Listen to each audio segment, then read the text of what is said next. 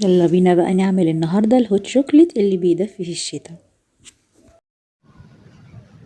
السلام عليكم ورحمة الله وبركاته. ازيك يا حبايبي، عاملين ايه؟ يا رب تكونوا بخير. اهلا وسهلا بكم في قناتي وقناتكم حبي نفسك واهتمي بيها. وطبعا الشتاء هل علينا مشروبات بنحبها جدا، منهم الهوت شوكليت. فالنهارده بقى هنعمل مسحوق الهوت شوكليت في البيت علشان خاطر نوفر، لان الاسعار بقت صعبة جدا جدا. يلا بينا على الفيديو نشوف الطريقة ازاي. في البداية كده معايا نص كوباية من مسحوق الكاكاو الخام غير محلى. الكاكاو فيه نوع أنواع منه، فهتجيبي النوع الأسباني وتشم ريحته، لأن ساعات بيبقى مختلط كده بالتوابل. ومعانا نص كوباية من السكر البودر،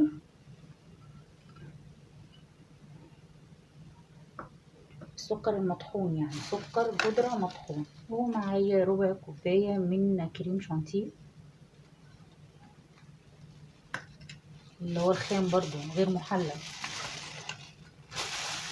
وهنحط معلقتين كبار من اللبن البودرة،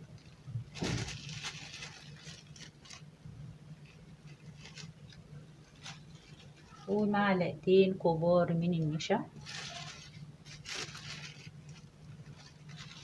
وبنقلب الكلام ده كله كده مع بعض. ما شاء الله يعمل كمية حلوة جدا تكفيكي، تكفي الولاد. وهنجربهم مع بعض دلوقتي.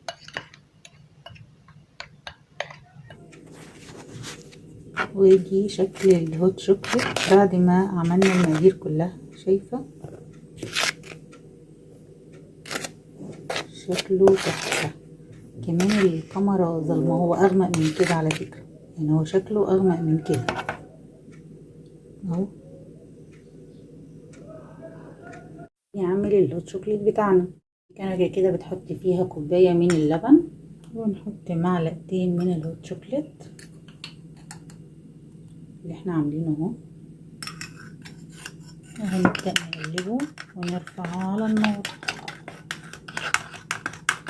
طبعا عايزه تزودي سكر حسب الرغبه براحتك، لان السكر اللي احنا حاطينه طبعا لا يكفي.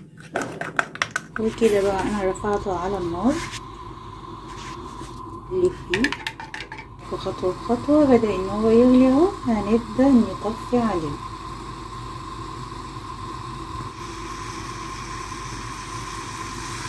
بس